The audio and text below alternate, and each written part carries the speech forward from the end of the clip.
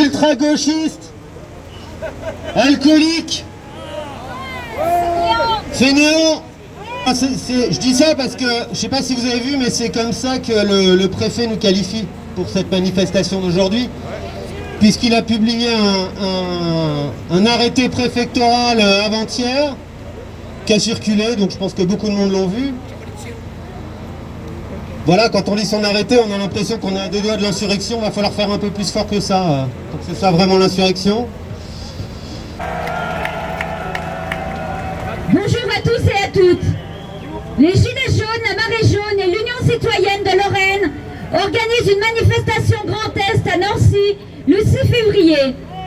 En dehors des lois liberticides que ce pouvoir nous met sur le coin du nez, nous n'oublions pas ce pourquoi nous sommes descendus dans la rue il y a 2 ans. Nous réclamons plus de pouvoir d'achat, une augmentation des minima sociaux, etc. Toutes les revendications sur lesquelles ont travaillé, ont combattu les Gilets jaunes. Beaucoup d'entre nous sont tombés, beaucoup sont mutilés, beaucoup sont incarcérés. Pour eux, pour nous, pour les plus fragiles, notre combat doit continuer. Nous proposons une grande manifestation unitaire, car bien sûr, seule l'union fera notre force. Devons-nous encore regarder, subir toute cette misère sociale, cette misère humaine? Devons-nous laisser encore de plus en plus les plus fragiles à l'abandon? Devons-nous subir toutes ces atteintes aux libertés fondamentales? Non, bien sûr que non. Certes, nous ne sommes pas toujours d'accord.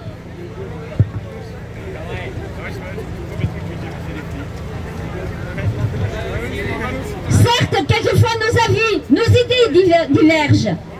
Mais nous restons convaincus que ce stop à la précarité, ce stop à ces lois liberticides font que nous nous retrouvons à chaque fois dans ces batailles. Alors tous ensemble, nous serons plus forts. Les 1000 pauvres, les 1000 personnes les plus riches du monde ont retrouvé leur niveau de richesse d'avant la pandémie en seulement 9 mois. Alors qu'il pourrait falloir plus de 10 ans aux personnes les plus pauvres pour se relever des impacts économiques. À l'échelle mondiale, les milliardaires ont vu leur fortune augmenter de 3,9 milliards de dollars entre le 18 mars et le 31 décembre 2020.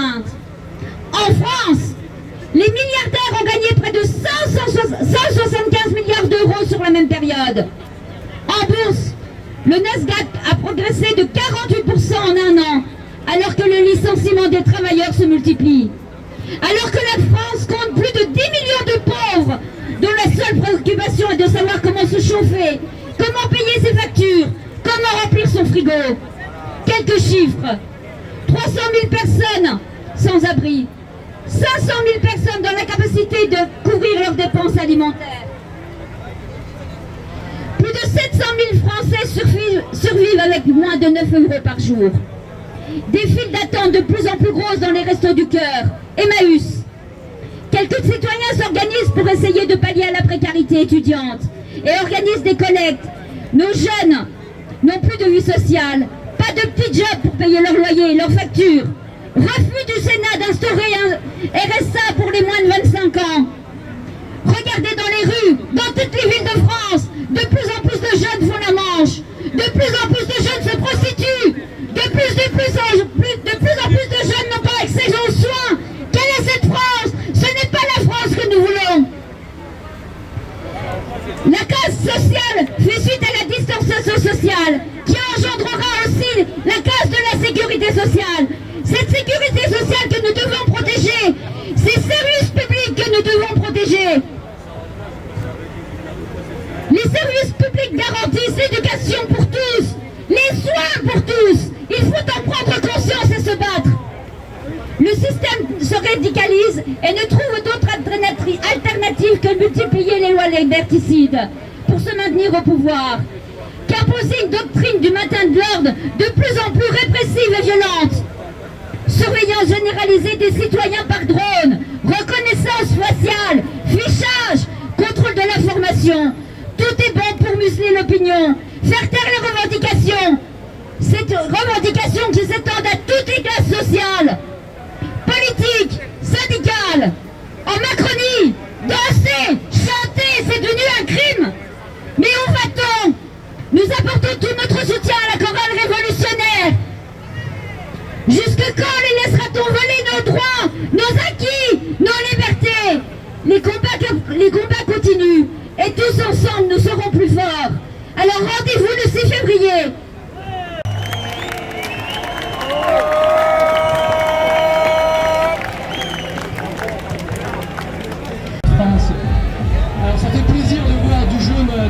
distance.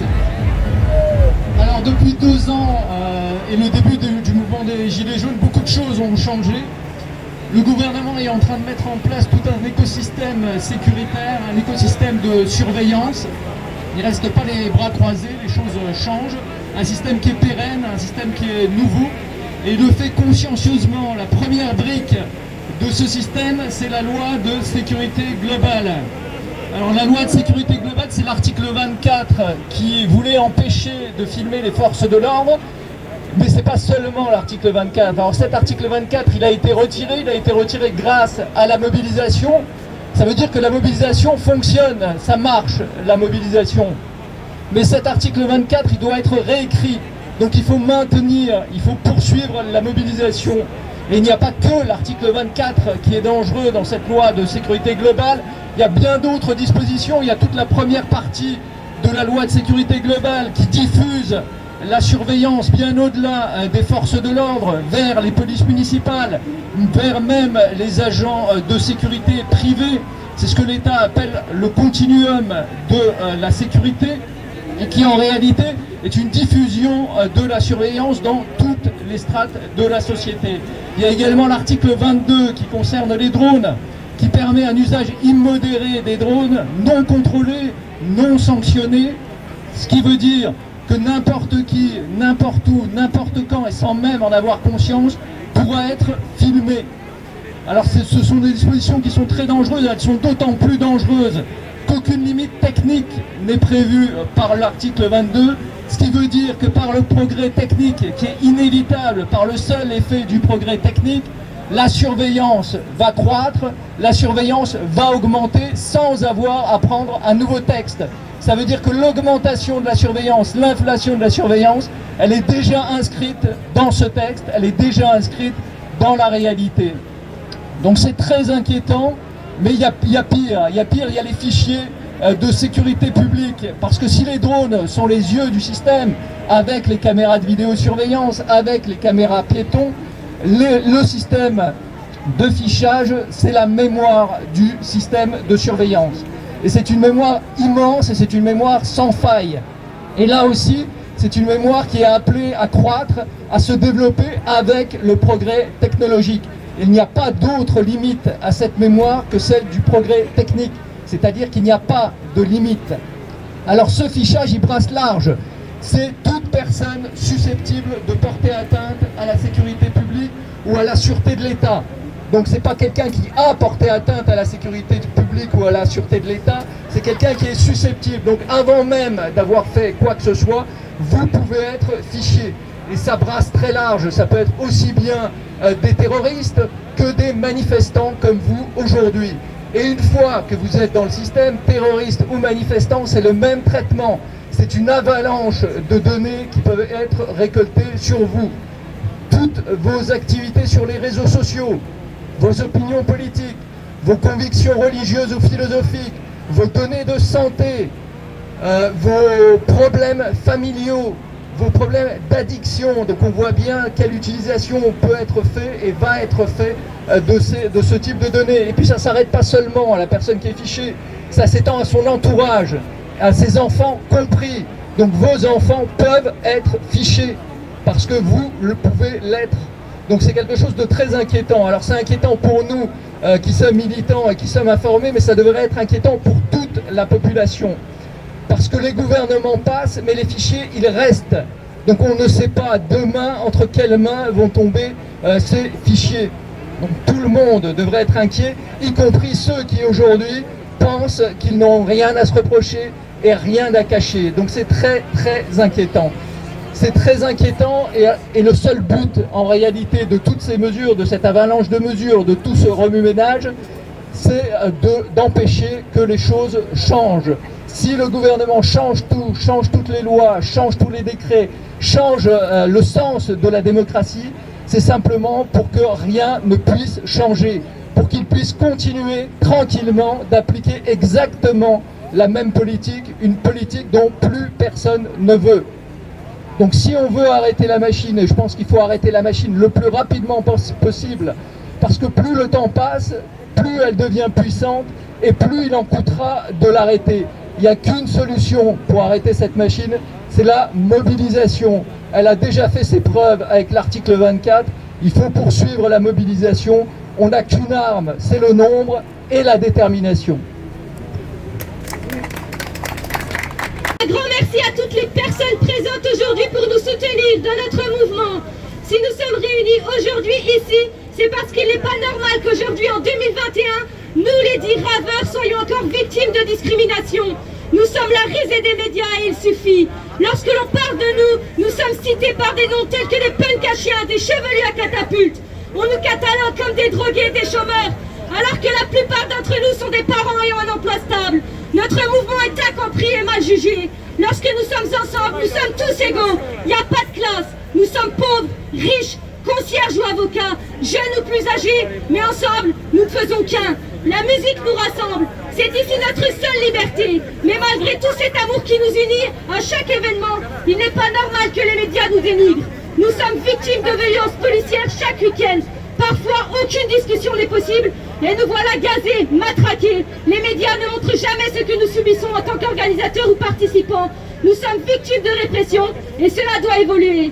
Lors de la nouvelle année, plus de 2500 teufeurs ont réussi à se réunir pour festoyer sans que l'État n'ait pu les arrêter.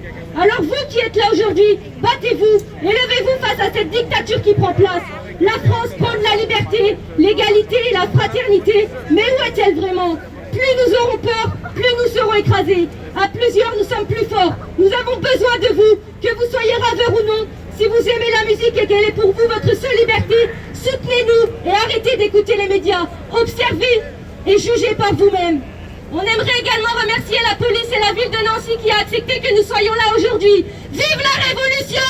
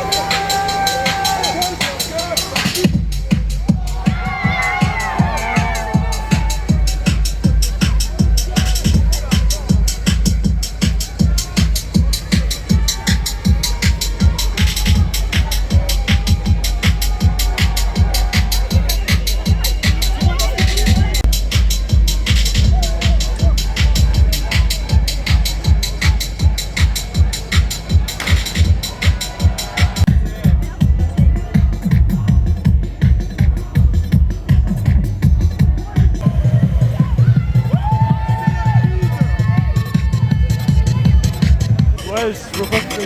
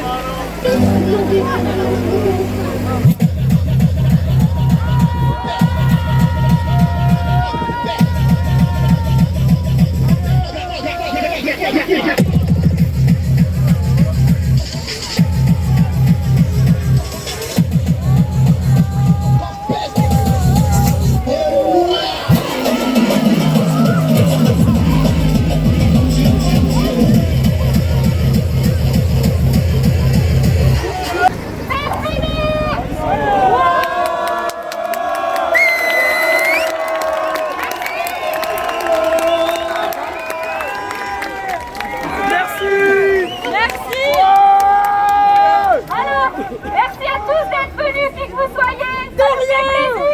On a vu beaucoup de sourires.